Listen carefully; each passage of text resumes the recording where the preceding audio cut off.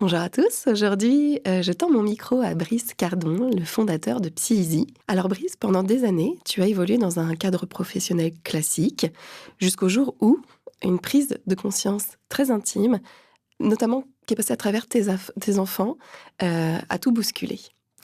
Le diagnostic HPI est tombé et a agi comme un révélateur, un déclencheur, mais aussi une source de questionnement existentiel même, une vraie bascule.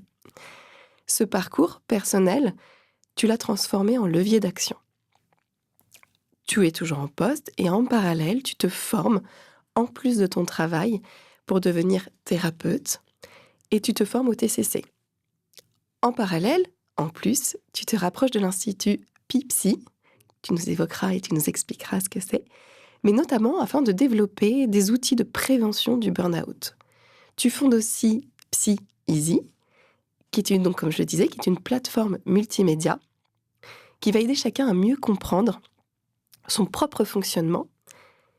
Et donc dans cet épisode, tous les deux, je te propose de parler de neurodiversité, de burn-out, de déclic, mais aussi de transmission et de ce lien plus authentique que l'on peut tisser avec soi et avec les autres quand on commence à se comprendre vraiment. Alors Brice, pour commencer, si on revient un petit peu en arrière, qui étais-tu avant ce que je viens d'expliquer, cette transformation? Est-ce que tu peux nous présenter ton parcours? Oui, bien sûr. Bonjour déjà. Bonjour Émilie.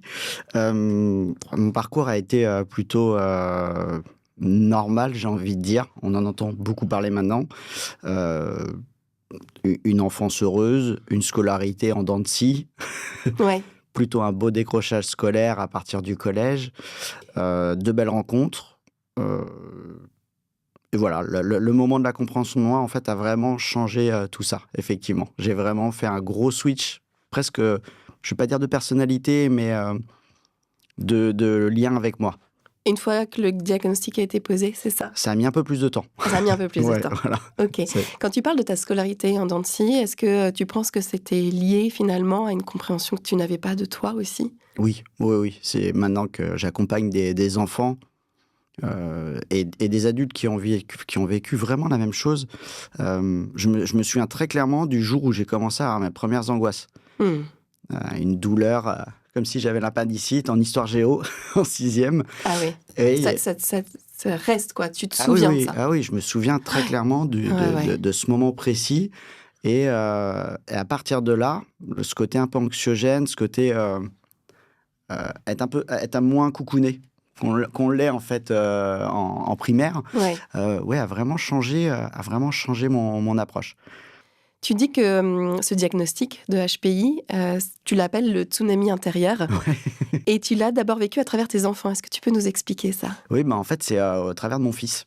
C'est-à-dire que mon fils arrivé en CP, donc juste avant le CP, la maîtresse a demandé un test parce que il lisait. Donc on lui a pas appris à lire, mais il lisait de lui-même. Il avait appris par rapport à ce qu'elle lui avait dit. Mais c'était un peu précoce, donc du coup, elle a souhaité aller un peu plus loin. Et au travers de ces tests à lui, obligatoirement, on a moins de freins. Sur son enfant, c'est pas nous, donc du coup, les défenses sont pas levées. Mais ça fait écho sur le vécu, sur la manière de penser. Et donc, du coup, c'est vrai que quand on commence à en parler, ça met un peu la pièce de... Il y a quand même des choses, parce qu'on l'a quand même en nous. Hein. Inconsciemment, on a quand même en tête qu'il y a un fonctionnement qui est différent. Et cette recherche de compréhension fait sens, naturellement, tout simplement. Et donc, donc en fait, vous l'avez presque mis des mots tous les deux en même temps, en fait, sur ce que vous aviez? Alors, Ou il y a eu un petit décalage? il y a un décalage parce que lui, des coups, ne vit pas la chose de la même manière. Ok. Vu qu'il est diagnostiqué plutôt tôt, Enfant? Oui. enfant, Ouais, ouais. et d'ailleurs avec un QI qui n'est pas posé parce qu'il y avait vu que c'était tôt, il y avait une différence. En fait, quand il y a un subtest qui est plus bas ou plus haut que le reste, on ne peut pas avoir un QI total. Mais pour lui, c'est normal, c'est inscrit en lui, donc il se développe avec. Moi, c'est vrai que du coup, je me suis adapté. Oui, il y a une certaine d'évidence pour lui, en tout cas. Enfin, il y a une réponse très tôt qui lui est donnée. toi, ça a été, voilà, il y a aussi eu comme tu dis, des souffrances peut-être aussi, des choses qui ont été très marquantes dans le passé, qui s'expliquent finalement maintenant un peu plus avec le diagnostic, mais qui restent à réparer aussi, peut-être aussi. Bah, alors, de la compréhension, on arrive à un peu mieux vivre les choses, les événements traumatiques. Je vais donner un exemple. Moi, quand j'ai eu mon bac, donc bac pro, hein, j'ai dû aller dans l'alternance parce que sinon, c'était pas assez concret pour moi. Donc, mention assez bien grâce aux oraux. Bah, alors, l'équivalent de la CPE à ce moment-là me dit c'est pas normal. Mais donc, du coup, à quel moment une figure plutôt de De l'autorité, l'enseignement, de l'enseignement, ouais, dit ça, en représentative. fait, alors, c'est maladroit de sa part, mais parce que pour elle, c'était impossible, effectivement, vu ce que je faisais habituellement, d'avoir une mention. C'était pas normal. Donc, du coup, ces petites choses-là, Ça reste. bah, ça reste quand même, parce que c'est finalement un peu agressif. C'est totalement Ouais. agressif, bien sûr. Et Ouais, donc, ouais. du coup, mais après, quand on comprend, on se dit, OK, bon, c'est difficile de percevoir ça peut-être pour les autres, mais il y a quand même... Ouais, ouais. ça reste quand même injuste. Bien sûr. Mais on ne vit plus avec ça. On l'aborde différemment. Faut l'aborder différemment, Voilà. ouais. C'est vrai que mon fils, euh, lui, en joue maintenant. Et puis, on n'est pas dans la même génération non plus, hein. L'état d'esprit un peu plus ouvert. Donc, Bien sûr. lui, il avait une maîtresse qui était aussi touchée par ça. Donc, du coup, qui était beaucoup plus ouvert. Et donc, il rigolait de ça. C'est-à-dire que calme-toi en maths. Il appelait la calculatrice parce que du coup, laisse les autres répondre. Mais parce que du coup, il y a moins ce côté, on te met de Oui. côté. Enfin, voilà. On comprend comment il est, comment Exactement. il fonctionne. Et du coup, la maîtresse s'est adaptée à son fonctionnement pour qu'il ne se sente pas mis à C'est l'écart, ça, exactement. mais qu'il puisse aussi laisser la place aux autres, etc. Oui, C'est pour ça. lui, oui, c'est un gros plus, quoi. Bah ouais. Ouais. Ouais. Est-ce que tu peux juste nous redéfinir justement HPI et quels peut être alors je ne sais pas si on parle de symptômes ou de composants, pour que aussi les gens qui nous écoutent puissent Prendre. comprendre, effectivement. Le HPI, on base ça sur une norme de calcul du QI, en fait. Et donc, du coup, il y a une échelle qui détermine qu'au-delà de 130 de QI, on place quelqu'un en HPI, donc au haut potentiel intellectuel. C'est un fonctionnement neuronal un peu rapide et bien fourni, on va dire ça comme ça. Mais après, le panel est très large. C'est-à-dire que du coup, il n'y a pas une étiquette. Tous les HPI ne sont pas pareils, comme tout le monde. On est tous singulièrement différents. Enfin, on a tous notre singularité. Et donc, du coup, effectivement, il n'y a pas de profil particulier. D'ailleurs, même dans le HPI, il y avait deux profils qui étaient bien déterminés, le complexe et le laminaire. Donc, du coup, deux fonctionnements déjà de HPI qui sont totalement différents. Voilà. Mais le HPI sur le papier, c'est au-delà de 132 QI. On cale les gens là-dedans. Voilà, Qualifier exactement. d'HPI. Toi, de comprendre ça, d'avoir cette notion et ce diagnostic, qu'est-ce que ça a déclenché chez toi? Est-ce que ça a été plus une prise de conscience ou plutôt dans ton comportement au quotidien, une compréhension? Alors, ça a été une compréhension au travers de mes proches. Oui. Donc, vraiment, l'échange au travers de mes proches était très important pour moi. Je me souviens, je pense que celui qui a été le plus marquant, c'est un de mes meilleurs amis. Du coup, quand je lui ai expliqué ça, donc c'est quelqu'un, on ne se voit pas tout le temps, mais quand on se voit, c'est pareil. Et quand je l'ai appelé pour lui parler de ça, avec son franc-parler, il me dit il y a bien que toi qui ne savais pas que tu étais loin d'être con. Mais donc, du coup, c'est très révélateur, cette phrase. Parce que du coup, on pense s'adapter, on pense se noyer dans la masse, mais finalement, on peut faire ce qu'on veut, ça ressort. Et ça se voit. Et donc, du coup, avec cet échange-là, les gens vous disent oui, ça te correspond complètement, en fait. Oui, c'est une évidence pour les autres, c'est juste C'est ça. pour toi, ça te donne quand même une révélation, en tout cas, des choses que tu as voulu mettre sous le tapis, comme on pourrait dire. Inconsciemment, oui, c'est exactement ça. Et tu parles souvent justement de cette compréhension de soi comme un point de départ. Un point de départ vers quoi? En fait, le point de départ, vraiment, c'est de se dire ok, finalement, je suis pas bête. C'est-à-dire que j'avais des mauvaises notes à l'école, donc du coup, ça fait pas de moi quelqu'un de stupide. Donc, se permettre de croire qu'on est capable de faire des choses, d'avoir de la réflexion, de lire. Du coup, moi, j'avais cette fausse croyance que j'étais incapable de lire parce que j'avais en tête que les gens lisaient des livres de A à Z en le bouffant. Et donc, du coup, moi, j'étais incapable de ça. Je lisais, au bout d'un quart d'heure, 20 minutes, je décroche. Donc tu dis, je Donc, suis pas capable. non, je suis pas capable de lire. Plutôt que de te dire, je vais lire en plusieurs fois. C'est ça. Ah Et ouais. finalement, quand j'ai commencé à comprendre ça, à me permettre de mettre en pause un livre, donc des fois, effectivement, d'en lire 2 ou 3 en même temps, parce que les sujets sont variés, mais tant qu'à la fin du livre, j'ai tout compris et je me souviens de tout, peu importe que je l'ai lu à la Bien suite sûr, ou pas. bien sûr. Mais Ouais. ça, du coup, c'est des fausses croyances qui sont induites et qu'on arrive à décompenser par la compréhension de son fonctionnement. Donc est-ce que ça induit aussi un rapport avec toi plus doux? Oui. Ah oui. Oui, je me parle mieux parce qu'on se parle toujours très mal, généralement. Bon, on n'est pas souvent notre allié, Oui, effectivement, mais oui. là, du coup, toi, tu devais en plus peut-être rajouter, ça adoucit tout ça. Hein. Je l'ai beaucoup mis de côté vraiment sur un masque social. C'est pour ça que tout à l'heure, je parlais un peu presque de personnalités différentes, parce que du coup, il y avait une personnalité sociale qui me correspondait moyennement, en fait, finalement. Et à quel moment tu t'es dit tout ça, tout ce que j'ai vécu, je vais en faire quelque chose? Ah, ça a été un long processus, en fait, finalement.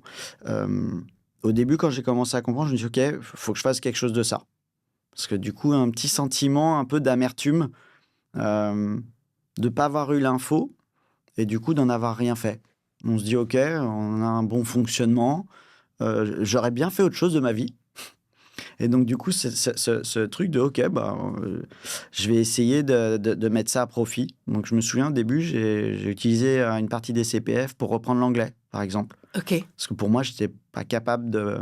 Je me dis, bon, tu as des mauvaises notes, lâche. En fait, je lâchais beaucoup. Tout ce que j'arrivais pas à faire, je le lâchais. Oui, et tu reparles toujours de cette capacité. Je suis pas capable de. Exactement. C'est l'incapacité acquise. Ouais, c'est exactement. Ouais, ouais. Et donc, du coup, c'est parti par là. Et quand on commence à mettre le cerveau dans un fonctionnement d'apprentissage, on relance sa machine. Et donc, envie d'être nourri et ça avance. Et ça a avancé comme ça. C'était un processus un petit peu long. Et une fois que tu t'es dit, j'en fais quelque chose pour moi en plus positif, à quel moment ça s'est évolué sur ça s'est ouvert sur les autres, et notamment peut-être par le biais de tes formations autour des TCC, des thérapies. Qu'est-ce qui a engendré ça, tu vois? Qu'est-ce qui a ouvert sur ça? Là, ça a été plutôt Là, pour le coup, le Covid a été bien. Ah oui, A eu un un bel effet. impact. Oui. Ouais. Il y a eu un double impact, c'est-à-dire que rester chez soi, pour moi, c'était pas possible. Donc, j'avais en tête de vouloir créer une application de mise en relation. Au début, c'était très ouvert. Donc, du coup, j'ai entendu parler de NoCode, donc d'une structure qui s'appelle Glide. Et j'avais du temps à perdre. Donc, du coup, j'ai appris à comprendre comment monter Enfin, ça m'intéressait, monter une application. Et donc, du coup, ça m'a permis de faire ça. Donc tu as commencé par la technique, Ouais, voilà. en fait, de découvrir la dynamique Ok. d'application plutôt, parce que là, c'était pas du tout du codage. Et ça m'a amené vers une réflexion. En fait, dans la société dans laquelle je me trouve, elle a été rachetée par un groupe. Et donc, du coup, petite structure, PME, super PME, mais du coup, avec une hiérarchie très courte. Donc, pour évoluer, ça semblait compliqué. On C'est en restreint. parlait ouvertement et donc du coup, clairement, on me dit non, c'est vrai que Là, on arrive. tant que nous, on reste là en tant que dirigeant, ça va être compliqué de prendre notre place, ce qui est normal. Ouais. Donc du coup, j'avais proposé, OK, avec le Covid, il y avait des possibilités de passerelles pour des changements d'orientation professionnelle. J'ai dit, moi, ça m'intéresserait de me saisir du côté burn-out. Là, j'avais pas trop la neurodiversité en tête. Je m'autorisais pas encore à le faire, ça. Mais c'était vraiment aider les gens à se sentir mieux. Et je voyais beaucoup de personnes qui rentraient dans le burn-out. Donc, je me dis, OK, j'aimerais bien me former à la psycho. J'ai quelqu'un qui l'avait fait autour de moi, qui m'avait parlé d'une formation en ligne. Et donc, du coup, ils ont accepté, ils m'ont accompagné. Le deal, c'est que je ne parte pas, parce que c'était quand même ça dans la mise en place. Mais c'était du coup complètement gratuit pour moi. Donc, une formation d'à peu près 6 000 balles payée. Ouais, et puis toi, ça te par, nourrissait aussi intellectuellement, ce que tu avais C'est ça. besoin à ce moment-là. C'est ça, exactement. Ah ouais. Donc voilà, donc j'ai commencé là. Et puis je me suis dit, ouais, c'est bien, c'est général, mais ça manque de concret. Et moi, j'aime bien ce qui est concret. Donc du coup, Comment on l'applique dans le quotidien, c'est ça? Oui, puis Ouais. là, il y a beaucoup de psychologie. Il y avait un tout petit peu de TCC. Ok. Et tout ce qui était neuro m'intéressait parce que c'était très concret. Ok. C'était basé sur des validations scientifiques. Et donc, du coup, ça expliquait des choses de manière Factuel. vraiment factuelle. Ça, C'est ce ok, que tu as besoin. Ouais, ouais, c'est ouais. ça. Ouais, ouais. Donc, du coup, je me suis tourné vers là. Là, j'ai utilisé mes CPF pour continuer à me former en TCC. Et j'ai commencé à pratiquer parce que j'ai besoin de pratiquer. J'ai mis en application ce que j'avais appris déjà dans la première formation. Je me suis installé dans un cabinet partagé. Donc, du coup, j'avais une journée en dehors du travail, du coup, pour pouvoir commencer à recevoir du monde Ok. et continuer à me former en même temps. Donc voilà, c'est fait comme ça. Donc top. Tu parlais tout à l'heure du burn-out. Je crois que toi aussi, tu as vécu, ou en tout cas, tu l'as frôlé, ce burn-out. Est-ce que tu peux nous l'évoquer, nous raconter ce que tu as vécu, Oui, toi? comme je disais, dans notre société, à un moment, la société a été vendue, donc du coup, les dirigeants ont changé. On a une personne qui a été mise comme dirigeante à un moment de la structure, je pense, qui a pas su percevoir en fait ce qu'il y avait derrière mon action. Donc du coup, le fait d'avoir une autre activité, là pour le coup, était très mal perçu. Ça ne dérangeait pas avant, là ça dérangeait énormément. Et donc il y avait vraiment une forme de chasse. Là, très clairement, ça m'était expliqué après euh, que c'était pas possible. Parce que du coup, c'était moins sécuritaire d'avoir quelqu'un qui avait une autre activité. Il y a une forme de non-contrôle. Mais là, du coup, on est rentré, moi, quand on commence à me pointer du doigt, alors que pour moi, je fais bien mon travail, je rentre dans l'opposition. Ouais. Donc, du coup, là, Ça devenait conflictuel, quoi. c'était très conflictuel. Ouais, ouais. Très, très dur. Ça a eu l'effet positif. C'est vrai que chez moi, je capitule pas et je me fuis pas. Ouais, ouais. Donc, du coup, de m'activer et de dire, OK, alors je vais vous montrer déjà que je fais bien mon boulot, mais je vais aussi, au cas où, préparer quand même autre chose. C'est-à-dire que je vais faire quelque chose de toutes ces formations. Et c'est comme ça que je me suis rapproché de l'Institut Pipsi, où je me suis formé en TCC. Déjà parce que c'est des neuroatypiques, tous. Donc, du coup, on parle la même langue, Ouais. inconsciemment. Et donc, on a fait un deal à un moment. Effectivement, ils avaient un problème de commerce. Moi, je sais faire le commerce. Alors, j'ai dit, OK, je peux vous accompagner sur votre stratégie commerciale pour aider les personnes au quotidien à mieux vendre. Euh, et je veux monter une formation. Vous êtes Calliope, donc on a monté un truc comme ça. Vous Ça a m'accompagnez commencé comme ça. voilà, pour Ouais, ouais. créer vraiment cette formation de manière très concrète et sérieuse. Et donc voilà, ça s'est fait comme ça. Et du coup, là, même au sein de l'entreprise, autour de ce burn-out, comment tu as réussi à t'en sortir? Est-ce qu'il y a eu des changements? Oui, oui, oui, oui. En fait, il y a eu un changement. La personne qui était à l'époque dirigeante de la structure est partie Ok. d'elle-même, hein, de choix personnel. Et la personne qui est arrivée après, euh, et qui est actuellement chez nous, fonctionne comme moi, j'ai l'impression. On n'en a jamais très clairement parlé, mais en tout cas, le match s'est fait.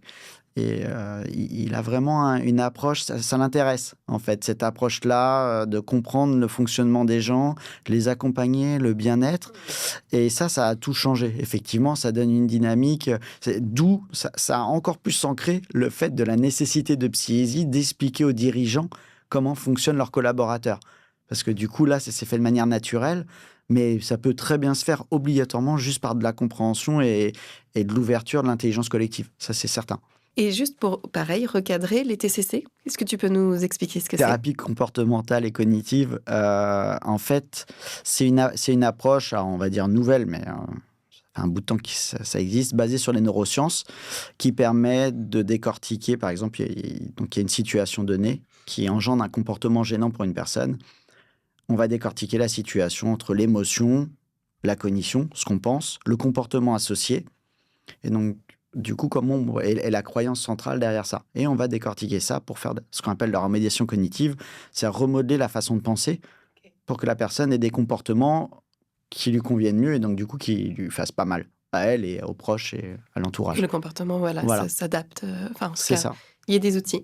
Tu l'as un petit peu évoqué là, mais est-ce que tu peux revenir vraiment sur d'où est née l'idée de Psy Easy et qu'est-ce que tu as eu envie de proposer, de combler peut-être comme vide avec cette plateforme?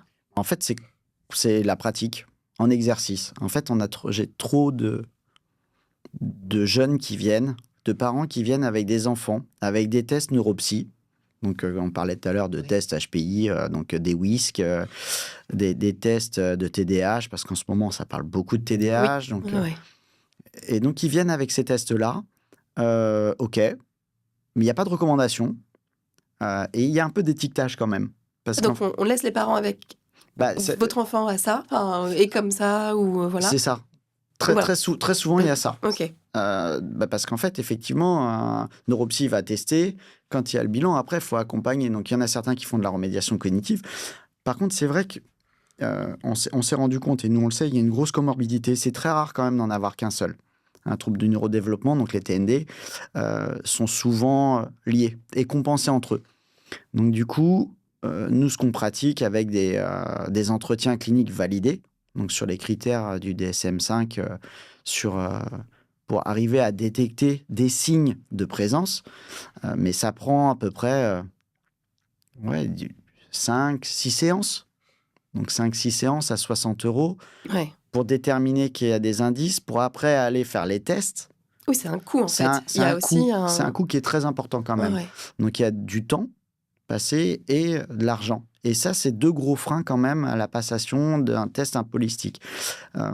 Donc la réflexion avec Pipsy, une fois, j'en parlais avec donc le fondateur, je dis c'est quand même dommage, on devrait créer un questionnaire. Il me dit, on a déjà travaillé sur ça, ça a été subventionné, on a des validations cliniques, donc sur le trouble du spectre autistique et sur le trouble attentionnel. Il faudrait qu'on le prolonge sur le HPI et le 10. Et voilà, c'est parti de là en fait. Et comment vous avez travaillé du coup Ensemble. en commun? Ouais. Bah, Comment en fait, ça s'est articulé pour aller jusqu'à PsyEasy, justement? L'avantage de Pipsy, l'approche commerciale particulière, c'est en fait, ils ont un réseau. Ils se sont aperçus qu'en formant les personnes, peu de personnes pratiquaient ou alors s'arrêtaient au bout de 2 ans. Parce que pas assez accompagnés. Chacun mis dans son coin, un peu isolé. Les difficultés avec l'émergence de toutes les pratiques, d'avoir une patientèle, de créer une patientèle assez rapidement. Ok. Ces 2 ans, généralement, concordent quand même pas mal avec le chômage. Ouais. Donc, du coup, il y a quand même ce lien aussi financier. Donc, on s'est dit, OK, ça serait bien d'alléger le coût, parce que généralement, comme je disais tout à l'heure, c'est des formations qui arrivent jusqu'à facilement 5 000 €. Moins de prise en charge qu'en CPF ou sur d'autres structures. Et donc, du coup, on a fait ça plutôt sous forme d'abonnement. Donc, les gens s'abonnent, se forment, continuent, ont un lien avec un réseau. Et donc, il y a des formations qui viennent se greffer en plus et on les accompagne en fait dans la pratique et dans l'installation. Et donc, du coup, au travers de ce réseau-là, on s'est dit, OK, en fait, on va pouvoir valider le questionnaire au travers de tout ce réseau-là. Et si besoin, donc là, on va tester les gens. Donc après, il faut qu'ils comprennent comment ils fonctionnent. C'est pour ça que tout à l'heure, tu parlais de plateforme multimédia. Donc avec du contenu de qualité, et on connaît la provenance, donc du coup on sait que ce n'est pas du contenu qui arrive de n'importe où. Et puis après, il y a des personnes qui vont avoir besoin de travailler sur eux. Mais pareil, il y avait ce souci de qualité. Donc là, c'est un réseau qu'on connaît tout le monde, on les a formés, donc du coup, on sait vers qui on dirige. Oui, c'est ça. En fait, il y a la possibilité de découvrir avec le questionnaire qui on est un peu plus profondément, etc. Il y a des outils avec des vidéos, des documents pour comprendre. Et après, il y a la possibilité de se faire accompagner ça, avec votre réseau. C'est ça. Hein. C'est vraiment presque 3 étapes, 3 grosses briques. Oui. C'est sur la homepage de PsyEasy, c'est identifier, informer et accompagner. Et accompagner, ouais. Et est-ce que justement, l'idée de ce que tu évoquais tout à l'heure, c'était d'apporter aussi de la nuance et de la diversité dans cet accompagnement qui parfois est trop cadré, ciblé, alors qu'il est rempli de diversité et de contours, quoi. Oui. En fait, effectivement, il y a cette nécessité d'avoir une vision un peu plus holistique. Ça, c'est très HPI. D'avoir une vision très globale, très ouverte. Et donc, du coup, d'où la nécessité, à mon sens, d'aller vers ça. Donc, il y avait un double enjeu là. On parle beaucoup d'inclusion de la neurodiversité en ce moment. Le problème, c'est qu'en fait, on ne sait pas de combien on parle. Il n'y a pas de vraie métrique. C'est-à-dire qu'en fait, on est basé sur les tests qui sont réalisés. Et puis, c'est 20% de la population, on doit mouiller. Si on prend l'appellation neuroatypique, donc neurotypique. Neurotypique, c'est censé être 50% de la population qui représente la norme. Donc du coup, par définition, les 50 autres pourcents sont les neuroatypiques, lui qui sortent de la norme. Donc on n'est pas sur 20%. Oui. Donc du coup, il faut avoir une visibilité de ces 50%-là, savoir comment ils fonctionnent et comment les accompagner. Parce que le mal-être, en fait, il est là. On voit, les chiffres commencent à se corréler. On est à 44% de la population active à peu près qui est avec une problématique de santé mentale. Enfin, il y a quand même du coup cette nécessité d'y voir un peu plus clair. Le problème, on en revient à l'aspect financier. Tout le monde ne peut pas se tester. Donc du coup, c'est très clivant. Une partie de la société va pouvoir le faire, mais d'autres vont pas pouvoir. Donc du coup, on s'est dit, OK, la seule façon, c'est d'automatiser de manière sérieuse cette approche-là, pour au moins détecter et après pouvoir un peu filtrer comme ça les personnes qui peuvent ou qui doivent travailler sur eux. Et puis des fois, il y a moins besoin, mais donc au moins comme ça, on le sait. Et sur l'entreprise, justement, quel regard tu portes sur l'entreprise actuelle, l'impact qu'une entreprise peut avoir et son rôle à jouer dans ce que tu nous expliques aussi? Nous, on parle beaucoup d'optimisation. Alors, ça fait très développement personnel. C'est vrai que je ne suis pas un grand fanat du développement personnel parce que ça induit toujours qu'on ne peut pas se poser. C'est-à-dire qu'il faut toujours se développer. Moi, je préfère le mot alignement personnel, c'est-à-dire être aligné. Et là, pour les entreprises, pour revenir au sujet des entreprises, c'est faire entrer des ronds dans des carrés, en fait. Donc, du coup, on a des postes et on essaie de mettre les gens dedans. Ce qu'on plébiscite, c'est on va vous aider à mieux comprendre vos collaborateurs pour adapter les postes, pour en tirer le maximum de profit. Le mot est peut-être un peu, un peu tabou, mais c'est vrai quand même. On est là, effectivement, pour faire tourner une société.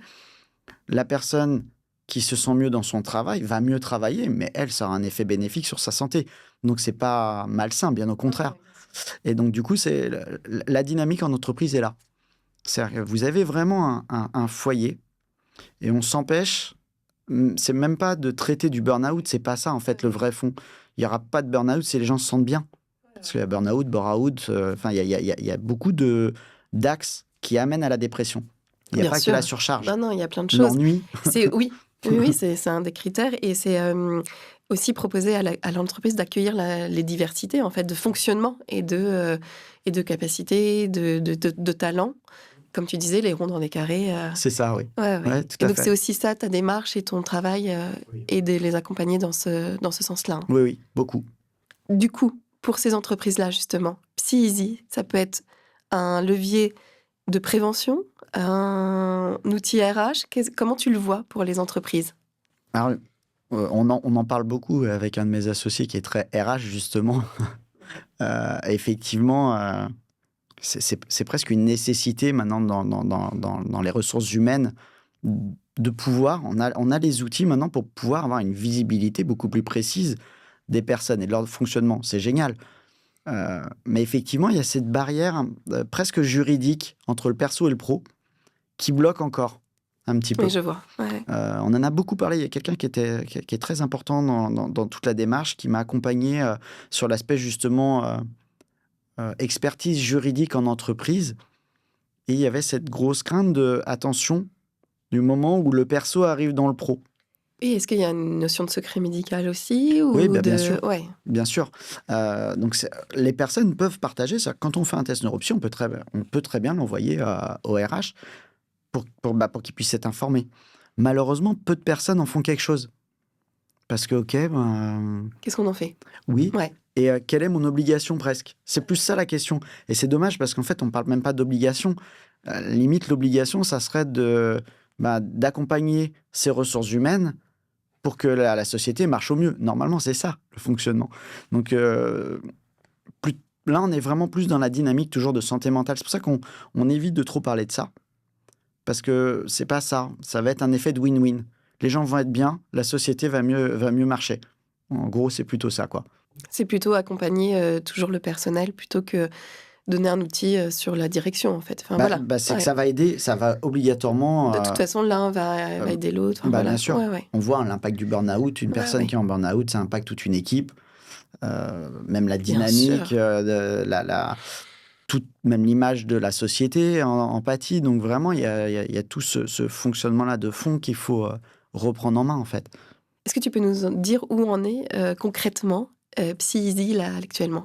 Là, en fait, on est en phase de bêta-test. C'est-à-dire que toutes les validations cliniques sont faites, les algorithmes sont presque finalisés. Du coup, avec les premiers tests, on a fait en fait avec nos patients qu'on connaît. Donc, du coup, ça nous permettait d'avoir une corrélation entre le retour et le scoring de l'outil. Donc là, du coup, on est en train de finir ça. On va tester. On avait un partenariat avec des chômeurs longue durée sur ce sujet-là, pour voir un peu l'impact que ça pouvait avoir sur en fait la levée de frein, sur la compréhension de soi. Parce qu'il y a beaucoup de syndrome d'imposteur qui traînent. Il y a beaucoup d'incompétences acquises, comme je l'avais à l'époque. Et effectivement, quand on arrive à comprendre qu'en fait, finalement, tout le monde ne fonctionne pas pareil. Et donc, du coup, d'arrêter de se bloquer sur pourquoi il fait ça. C'est-à-dire que s'il le fait, c'est qu'il me veut du mal, inconsciemment. Là, c'est un petit raccourci, mais c'est un peu un mécanisme de défense qu'on va déverrouiller par la compréhension que, ah oui, ok, potentiellement, je ne perçois pas les choses de la même manière. Cette lumière, on ne l'aperçoit pas du tout tous les deux de la même manière. Et donc, du coup, elle peut être gênante pour certains et pas pour d'autres. Les small talk, aller parler à la machine à café, tout le monde n'aime pas. Et bien alors justement, cette visibilité et ces données statistiques, à quoi elles peuvent servir et qu'est-ce que vous pouvez en faire? En fait, les données collectées par PsyEasy, alors déjà, ne sont pas vendues de manière publicitaire. Pour nous, c'est très important. C'est pour ça qu'il y a un abonnement qui est assez léger en termes de tarifs, mais qui permet de faire vivre la structure. Mais les données, de manière anonyme, sont collectées dans un but de recherche d'avoir une vraie visibilité de la présence des troubles neurodéveloppementaux en France, très clairement.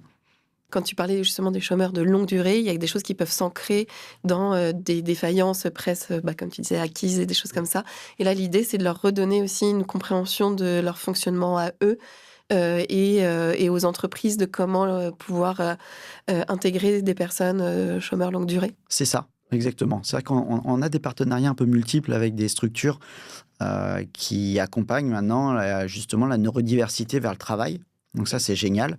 Et il y a des gros acteurs qui se saisissent de ça. Donc, effectivement, si on peut aider des gens qui sont en situation bloquée sur la compréhension de soi et d'autres structures pour les accompagner jusqu'au travail et au bien-être, du coup, c'est génial. Bien sûr, oui. C'est génial. Et du coup, quelles sont les échéances, notamment pour la sortie de l'application? Est-ce que tu as une idée? La V1, ça sera en septembre. En septembre, ouais. Donc 2025. Voilà, on a une deadline sur ça, sur l'adulte, avec en tête un travail à faire pour l'enfant. Parce que là, du coup, le fonctionnement neuronal n'est pas le même. Donc, du coup, on peut pas... Oui, c'est ce que j'allais te demander. Le scénario sur l'année 1 à 5 ans, ce serait plus après d'orienter sur les enfants. C'est ça? Il y a une forte demande, oui. Oui. La Haute Autorité de Santé demande du diagnostic précoce, donc avant 6 ans, pour effectivement réussir à aider en amont, comme ce qui s'est passé avec mon fils, en fait, finalement. Et effectivement, on voit l'impact positif de le faire très tôt, d'accompagner les parents en guidance parentale sur la compréhension et comment aider leur enfant à se développer au mieux. Donc ça sera un sujet, ça sera la suite, j'espère. Donc voilà, mais on va faire step by step parce que oui. Là déjà, c'est un vaste programme. Est-ce que toi, tu te sens maintenant un peu plus apaisé, en tout cas épanoui dans le fait d'avoir compris qui tu étais et en même temps de proposer un outil pour le collectif? Oui, beaucoup. Ça m'a vraiment changé. On me le dit, hein. D'ailleurs, j'ai des proches qui me le disent, qu'ils sentent que je suis bien en phase avec moi. Ça se voit. Moins de colère, moins d'impulsivité. C'est vrai que j'avais beaucoup de ritualisation qui sautent, donc je vis mieux avec j'appelle ça les petites bizarreries.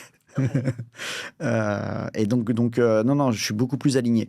Ça c'est indéniable. Ça se voit même dans mon lien social. Il y avait ce gros truc-là, même beaucoup en parlent, de l'alcoolisme mondain ou social, généré par ça, du coup, ce masque social dont je parlais tout à l'heure.